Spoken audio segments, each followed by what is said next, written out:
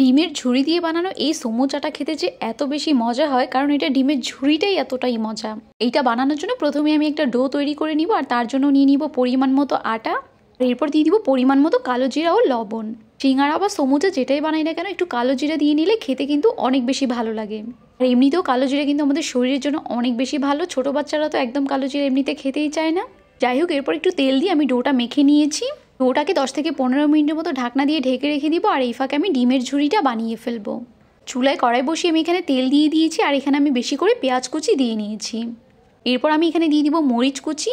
ডিমের এই ঝুড়িটা আমি একটু ঝাল ঝাল করবো, তাই আমি মরিচ কুচিটা একটু বেশি করে দিয়ে নিয়েছি। পেঁয়াজের সাথে মরিচটাকে এখন আমি ভালোভাবে নেড়ে চেড়ে নিব। আর এরপর পেঁয়াজটাকে এক সাইডে রেখে আমি দিয়ে দিব অল্প একটু আদা বাটা ও অল্প একটু রসুন বাটা। আদা বাটা ও রসুন বাটা একটু ভালোভাবে নেড়ে চেড়ে নিয়েছি আমি পেঁয়াজের সাথে। এরপর আপনারা ঠিক যতটুকু ডিমের ঝুড়ি করতে চাচ্ছেন সেই অনুযায়ী ডিমটা দিয়ে দিবেন। আমি এখানে আমার পরিমাণ মতো 2টো ডিম ভেঙে দিয়েছি, আর এরপর দিয়েছি লবণ। ডিমটা ভেঙে দিয়ে সাথে সাথে আমি নেড়ে চেড়ে নিব না, ডিমটা একটু যখন শক্ত হবে তখন আমি নেড়ে চেড়ে দিব। এখন আমি পেঁয়াজের সাথে ভালোভাবে ডিমটাকে নেড়ে চেড়ে নিব। ডিমটা যখন একটু ভালোভাবে ভাজা ভাজা হয়ে আসবে তখন আমি এখানে দিয়ে দিব 1/2 চামচের মতো হলুদের গুঁড়া, আর এরপর দিয়ে দিব 1/2 চামচের মতো মরিচের গুঁড়া ও 1/2 চামচের মতো জিরার গুঁড়া। মশলার সাথে এখন আমি ডিমটাকে ভালোভাবে নেড়ে চেড়ে নিব। চুলার আঁচটাকে লোতে রেখে প্রায় 5 থেকে 7 মিনিটের মতো আমি ভালোভাবে নেড়ে চেড়ে নিব। ডিমটা যখন একদম পেঁয়াজের সাথে ভালোভাবে ঝুড়া ঝুড়া হয়ে যাবে তখন আমি এখানে দিয়ে দিব একটু করে ম্যাজিক মশলা। আপনারা চাইলে ম্যাজিক মশলাটা স্কিপ করতে পারেন, তবে ম্যাজিক মশলা ওটা উপর থেকে একটু ছিটিয়ে দিলে খেতে কিন্তু অনেক বেশি ভালো লাগে। ম্যাজিক মশলার পুরো প্যাকেটটা কিন্তু আমি দিইনি, অল্প একটু করে জাস্ট উপর থেকে ছিটিয়ে দিয়েছি। এখন আমি আবারও ভালোভাবে নেড়ে চেড়ে নিব, আর লাস্টে আমি দিয়ে দিব ধনেপাতা কুচি। ধনেপাতা কুচি দিয়ে আমি আবারও ভালোভাবে নেড়ে চেড়ে আমার ডিমের ঝুড়িটাকে একদম রেডি করে নিব। ডিমের ঝুড়িটা এখন একদম রেডি, আর অন্যদিকে আমি যে ডোটা রেডি করে রেখেছি সেখান থেকে আমি অল্প অল্প করে নিয়ে রুটি বেলে নিব।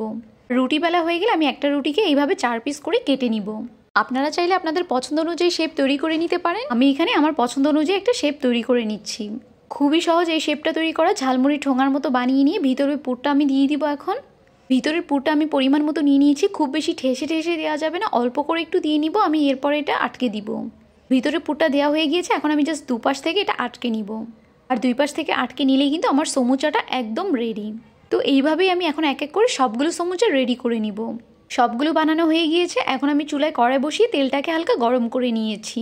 আর তেলটা যখন হালকা গরম হয়ে এসেছে তখন আমি এক এক করে সমুচাগুলো এর মাঝখানে দিয়ে দিয়েছি। একটু পরেই দেখতে পারবেন যে সমুচাগুলো কি সুন্দর ফুলে উঠেছে। যে কোনো নাস্তা বানানোর ক্ষেত্রে যদি এইরকম সুন্দরভাবে ফুলে উঠে তখনই মনে হয় যেন বানানোটা পারফেক্ট হয়েছে। এই তো এখন আমার সবগুলো সমুচা সুন্দরভাবে ফুলে উঠেছে। এখন আমি চুলার আঁচটাকে মিডিয়াম লোতে রেখে এক এক করে ভেজে নিব। সমুচার এক পাশ কিন্তু হয়ে এসেছে। এখন আমি এক এক করে সবগুলো উল্টে দিব।